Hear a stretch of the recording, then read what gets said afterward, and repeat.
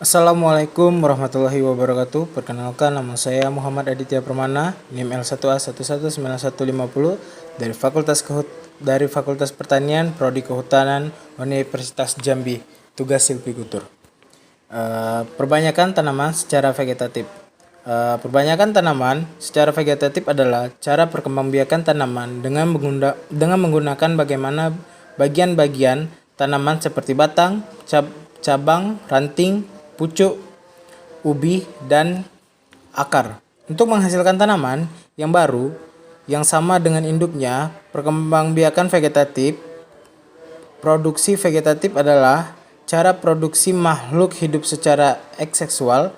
Produksi vegetatif bisa terjadi secara alami maupun buatan. Hubungan secara seksual, perkembangbiakan dengan membelah diri biasanya terjadi pada hewan tingkat rendah bersel satu Portoza, misal Abeoba dan Paramecium. Ketiga, reproduksi vegetatif adalah cara produksi makhluk hidup secara asexual tanpa adanya peleburan sel kelamin jantan dan betina.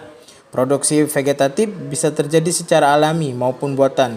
Pada hewan alami, membelah diri perkembangbiakan dengan cara membelah maupun buatan. Pada hewan alami, membelah diri perkembangbiakan dan membelah diri biasanya terjadi pada hewan tingkat rendah bersel satu Portoza, misalnya Amoeba dan Paramecium. Pembelahan individu menjadi lebih banyak, misalnya Flamanius protagonis satu kemampuan untuk pada satu komodo dapat melahirkan tanpa sel sperma. Reproduksi vegetatif alam adalah reproduksi asexual yang terjadi tanpa campur tangan pihak lain seperti manusia. Pada tumbuhan adalah ubi batang, contohnya kentang. Yang kedua adalah ubi lapis, yaitu contohnya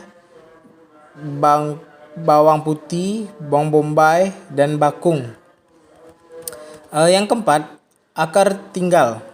Akar tinggal atau rimpang adalah tumbuhan menjalar dengan akar merambat di dalam tanah dan daun menjalar di atas permukaan tanah dan tidak memiliki pucuk seperti pohon-pohon selebihnya, serta tidak bergantungan pada akar tunggal. Contoh tanaman akar tunggal adalah keladi, alang-alang, lengkuas, jahe, kunyit, kencur, temulawak, lidah mertua, dan seterusnya. Yang kelima, ubi lapis. Ubi lapis merupakan sejenis umbi-umbian yang terbentuk dari tumpukan daun yang tersusun rapat dalam format roset. Ubi lapis dipandang berbeda dari umbi dan lainnya karena tidak mengkumulasi karbonhidrat dalam bentuk posakrida. Umbi akar adalah tanaman umbi-umbian yang menggunakan akar sebagai tempat penyimpanan cadangan makanan. Tanaman yang termasuk umbi akar adalah umbi kayu, dan perbedaan umbi batang dan akar adalah umbi batang adalah batang yang tumbuh di dalam tanah dan ujungnya membesar menjadi umbi.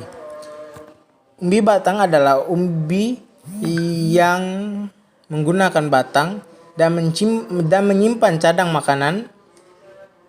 Tanaman yang termasuk umbi batang adalah ubi jalar, kentang, dan gandum. Baiklah, sekian dari saya. Sekian dan terima kasih. Wabillahi taufiq wal hidayah. Wassalamualaikum warahmatullahi wabarakatuh.